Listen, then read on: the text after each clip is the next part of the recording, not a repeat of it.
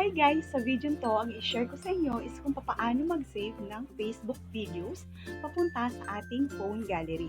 Napakadali lang nito kumpara dito sa video kong to dahil hindi na natin kailangan mag-download or mag-install ng app para magawa ito. So please panoorin niyo tong video to para masabayan niyo ako. So umpisahan na natin. First, punta muna tayo sa ating mga Facebook account and pumili tayo ng video na gusto nating i-save sa ating phone gallery. So, for example, ito yung gusto nating i-save na video. So, pindutin mo lang yan.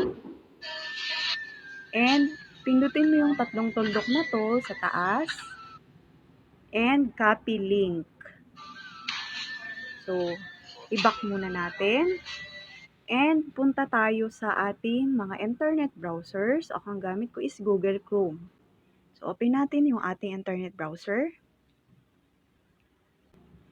So, mag-login ka lang or mag-sign in gamit ang iyong Gmail. Okay, your Google account.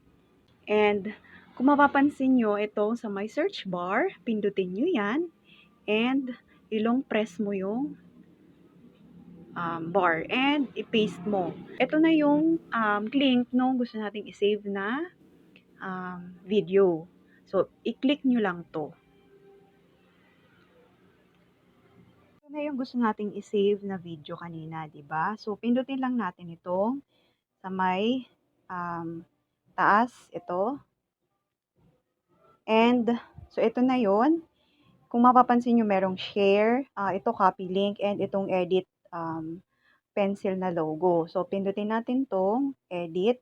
And, punta tayo sa may pinakaunahan niya. And, lagyan natin ng basic. Basic. So, yan. Basic. So, ito na siya sa may baba. So, pindutin natin yan. So, kung walang lumabas sa inyong ganito, mas maganda. Pero kung lumabas din sa inyo yung ganito, is ito lang yung kailangan natin gawin, is ilagay lang natin dito yung phone number, yung or email address ng Facebook natin, and yung password. And mag-login lang tayo. O ito, hindi na natin kailangang mag-submit ng code. Ang kailangan lang natin gawin ay pumunta sa ating Facebook app. Okay, i-open lang natin yon. So, i-press muna natin tong bilog sa gitna. And punta na tayo sa ating Facebook app. Madali lang yan. So, solusyonan natin yan. And, diba, may nag-notify dito. Tingnan natin yung notification. Ito, pindutin nyo to. Ito kasi, ibig sabihin, may nag-open daw ng Facebook natin doon sa browser. So, tayo naman to, kaya pindutin natin. Kasi alam naman natin na tayong gumagamit ng browser and ino-open talaga natin yung ating Facebook gamit doon. So, i-continue natin. So, ito daw yung time. So, kung hindi naman ikaw yun, baka may nag-a-attempt na i-open yung Facebook mo, syempre, this wasn't me. Pero dahil tayo naman yun, this was me. Okay. So, continue. And, punta na ulit tayo dun sa ating browser.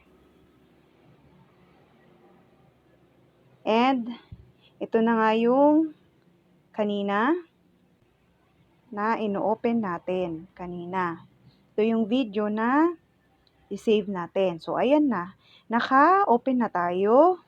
So, ito na yung gusto nating i-save. So, i-watch nga natin.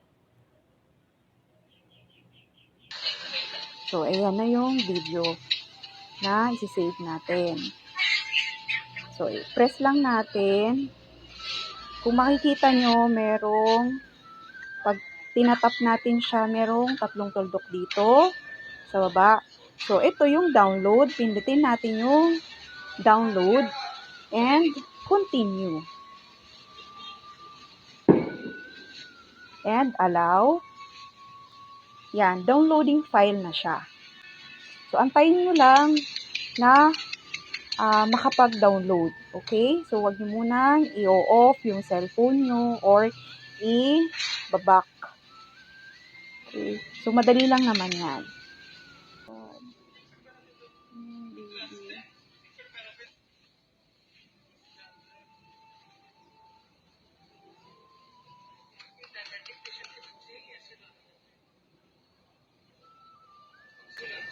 Okay, so kung nakita nyo, ito nag-notify na yung downloaded. Ayan, nag-notify na. So, i-back na natin. So, tingnan na natin sa aking phone gallery or sa mismong videos ko kung nandito na ba nakasave na. So, i-open natin to videos. Ito po yung i-open natin. And, ayan na siya, oh. Nasa unahan na video. So, ipapakita ko sa inyo para makita nyo na nakasave na talaga siya. So, ayan. Pwede po natin itong gamitin, yung video to, and i-upload sa ating social media account.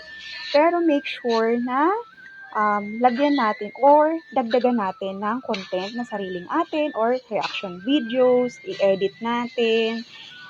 So, para makaiwas tayo sa copyright claim and magbigay tayo ng courtesy dun sa totoong may-ari ng video. Kung hindi natin kilala, maglagay tayo ng credit to the owner. Okay, so para diba, walang masabi sa atin, okay? So, maging responsable tayo sa pagkuha ng mga content ng ibang tao. So, I hope nagustuhan nyo ang video to, and kung oo, kindly like this video and subscribe sa aking YouTube channel for more tips and tutorials. Maraming salamat sa panonood. See you next time. Bye! And I pray, all I need are some better days. Looking in the mirror, so foggy, but I've never seen clearer. I don't really think anyone can save me, and honestly, I'm not really sure I want saving. I like to be my own worst enemy.